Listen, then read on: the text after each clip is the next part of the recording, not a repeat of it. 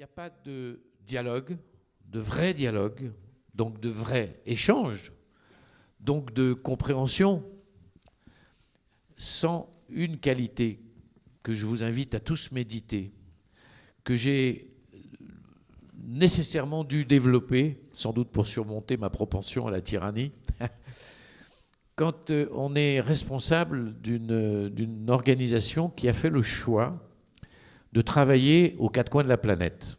Aujourd'hui, on travaille dans une soixantaine de pays.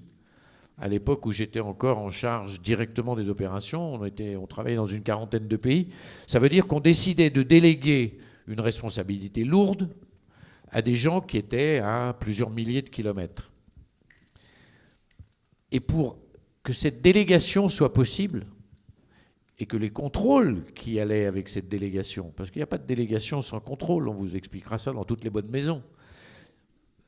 La délégation suppose certes des compétences, mais le choix de dire que telle personne est apte, est capable, a les moyens d'y parvenir.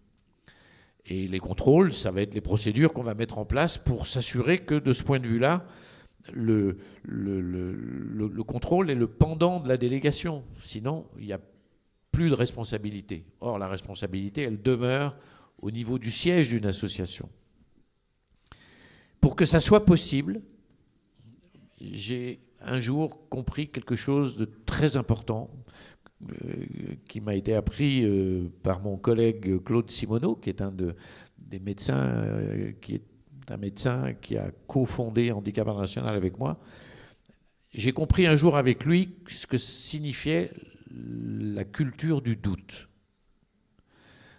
La culture du doute, c'est une aptitude à ne jamais se réfugier derrière des certitudes. Et ça, c'est a priori.